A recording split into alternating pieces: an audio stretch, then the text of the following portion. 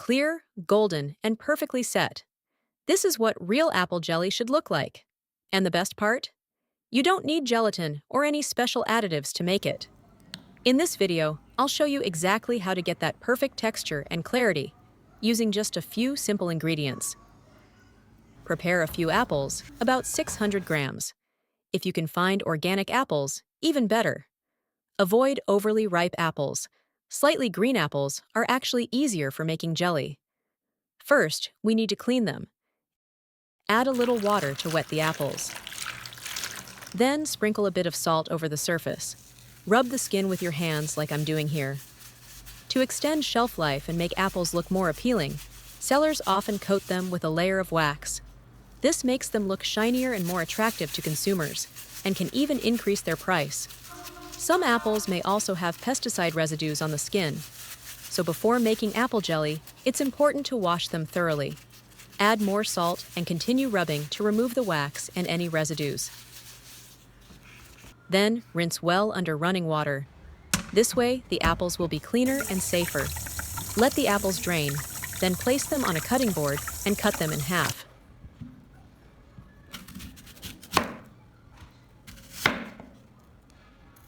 Remove the core, but there's no need to peel the skin. The core contains seeds that can taste slightly bitter, and its firm texture can make the juice cloudy and affect the flavor. The apple skin is actually the key to helping the jelly set naturally and stay clear. Because it contains a lot of pectin.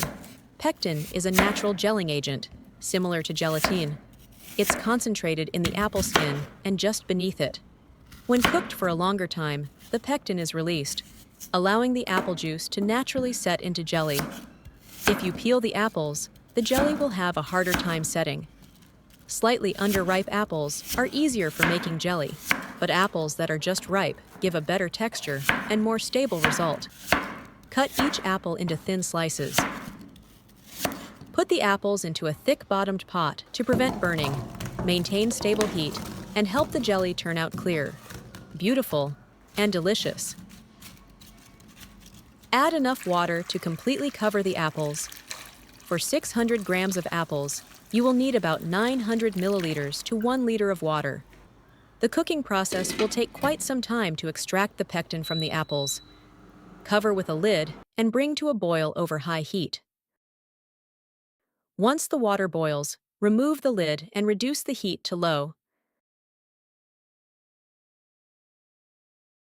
Stir occasionally to prevent burning and to help the apples cook evenly.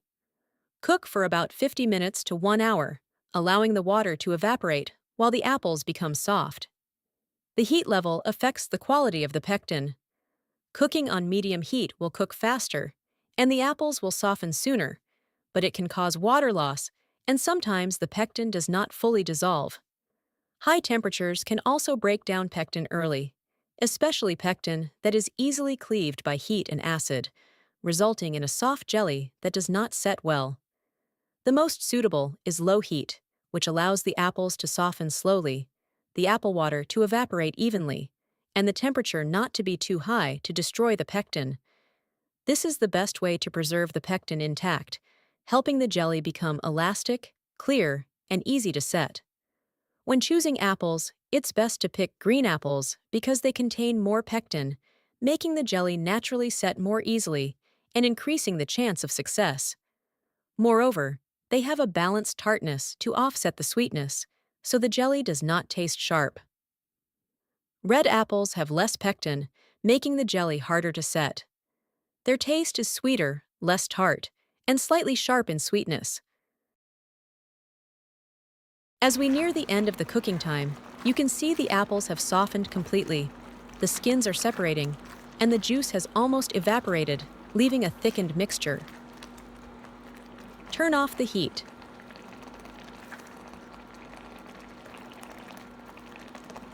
Place a sieve lined with cloth over a deep bowl. Pour the hot apple mixture into the cloth. Let it drain naturally without squeezing immediately. Be careful because the apple water is very hot. Filtering while still hot allows the water to flow more easily, draining faster and extracting more juice and pectin. But do not squeeze while it's too hot, as this can burn your hands and force small solids through the cloth, making the juice cloudy. When it's warm, squeeze out the remaining apple juice. Try to get as much juice as possible.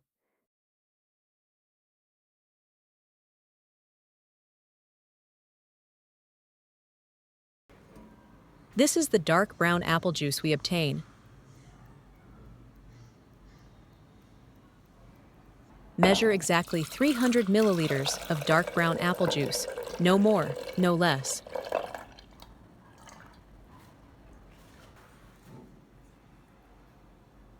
Pour the apple juice into a thick-bottomed pot. Add 150 grams of rock sugar. If you don't have rock sugar, you can use regular granulated sugar. Make sure to use enough sugar, otherwise the gel will be weak and may not set properly. Add 30 milliliters of lemon juice. Bring it to a boil, and the sugar will gradually dissolve. Once it starts boiling, reduce to medium heat. Cook for 15 to 20 minutes. If the heat is too low, the gel won't activate, and it will be difficult to set. If you cook it too long, the pectin will break down, so do not cook for more than 20 to 30 minutes after adding the sugar. Apples contain pectin, which needs an acidic environment to set. Lemon juice contains citric acid, which helps the pectin work better, allowing the jelly to set naturally and become clearer, more beautiful. The mixture will gradually thicken as the water evaporates. Stir gently when needed to avoid creating bubbles and to keep the jelly clear.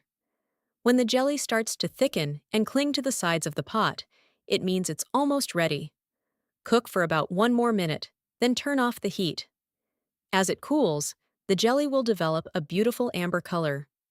Pour the jelly into clean, dry jars with no oil residue. The jelly should be clear and amber-colored. Light can pass through it, giving it a sparkling appearance. The surface should be smooth and glossy, with no cloudiness or sediment. Apple jelly can be stored in the refrigerator and used for several months. As it cools, the jelly will set. When heated, it will return to a liquid state. When eaten, it melts gently in your mouth, not chewy like egg or jelly. It's not crumbly or hard.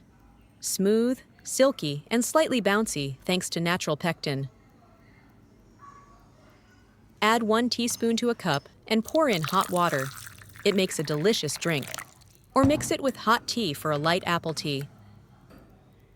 It's nice to know that we see each other all over the world.